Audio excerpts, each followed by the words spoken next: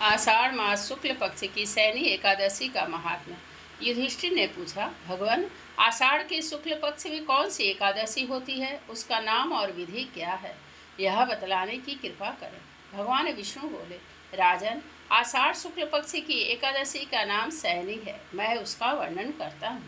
वह महान पुण्यमयी, स्वर्ग एवं मोक्ष प्रदान करने वाली, सब पापों को हरने वाली तथा उत्तम व्रत है। आषाढ़ शुक्ल पक्ष में शयनी एकादशी के दिन जिन्होंने कमल पुष्प से कमल लोचन भगवान विष्णु का पूजन तथा एकादशी का उत्तम व्रत किया है, उन्होंने तीनों लोकों और तीनों सनातन देवताओं का पूजन कर लिया। हरिशयनी एकादशी के दिन मेरा एक स्वरूप राजा बलि के यहाँ रहता है और दूसरा क्षीर सागर में शेष नाग की सैया पर तब तक शयन करता है जब तक आगामी कार्तिक की एकादशी नहीं आ जाती। अतः आषाढ़ शुक्ला एकादशी से लेकर कार्तिक शुक्ला एकादशी तक मनुष्य को भली भांति धर्म का आचरण करना चाहिए। जो मनुष्य इस व्रत का अनुष्ठान करता है वह परम गति को प्राप्त होता है।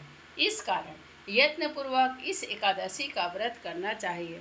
एकादशी की रात में जागरण करके शंख, चक्र और गदा धारण करने वाले भगवान विष्णु की भक्ति पूर्वक पूजा करनी चाहिए। ऐसा करने वाले पुरुष के पुण्य की गणना करने में चतुर्मुख ब्रह्मा जी भी असमर्थ है। राजन, जो इस प्रकार भोग और मोक्ष प्रदान करने वाले सर्व पापहारी एकादशी के उत्तम व्रत का पालन करता है, वह जाति का चांडाल होने पर भी संसार में सदा मेरा प्रिय करने वाला है।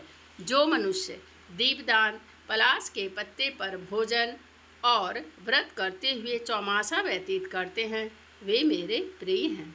चौमासे में भगवान विष्णु सोए रहते हैं, इसलिए मनुष्य को भूमि पर शयन करना चाहिए। सावन में साग, भादों में दही, क्वार में दूध और कार्तिक में दाल का त्याग कर देना चाहिए। अथवा जो चौमासे में ब्रह्मचर्य का पालन करता है वह परम गति को प्राप्त होता है। राजन, एकादशी के व्रत से ही मनुष्य सब पापों से मुक्त हो जाता है।